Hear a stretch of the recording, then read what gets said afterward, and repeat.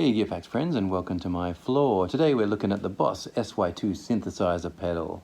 Having already recorded the audio, I can tell you now friends that this is one of the worst demos you'll ever see on Gearfax, because instead of using it with guitar, which is its intended purpose, what I've done is downloaded one of my favorite tunes from my Commodore 64 days, which I thought would work really well with the SY-2. It didn't.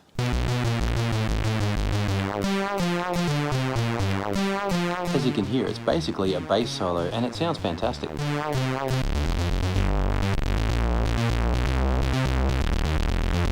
I love that bit.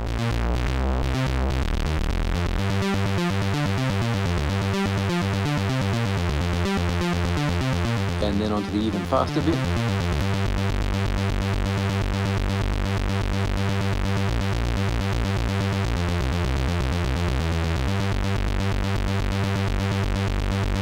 Brings back a lot of memories. It's a fantastic piece of music. Martin Galway was the composer. Now let's run it through the SY-2.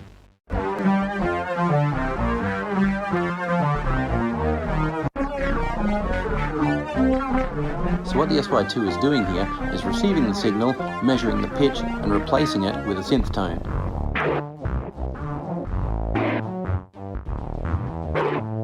Sorry I'm running through these controls so quickly, I'm just looking for a good consistent sound. This one's interesting, it puts a bit of a beat in with the signal.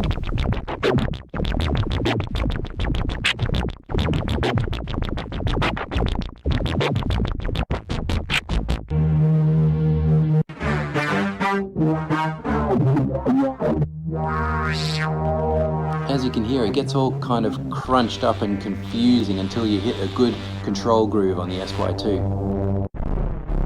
Now I've made a bit of a mistake here because I've plugged an audio signal into the control pedal slot, so I'll just remove that and run it as a mono signal.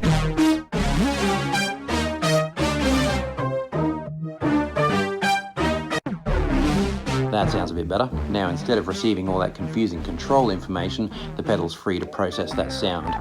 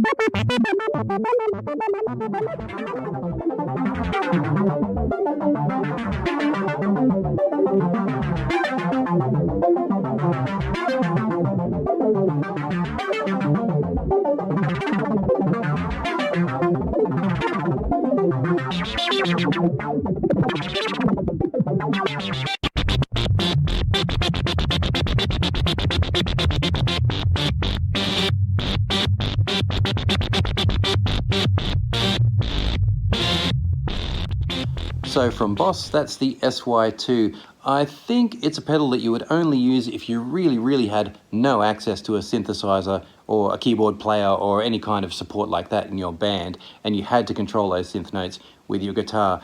I think there are so many ways you can make a band sound better. It's definitely not a substitute for someone actually playing keyboards, and I would go a bit further and say it sounds a bit outdated now, because Boss have released several really good guitar synth pedals since this one, and I still think none of them quite live up to the capabilities of an actual synth player in your band. But it's definitely interesting to experiment with, and it's a whole lot of fun, and after all, that's why we play music and use great gear, isn't it, friends? Thanks for watching Gear Facts today. See you on the next one.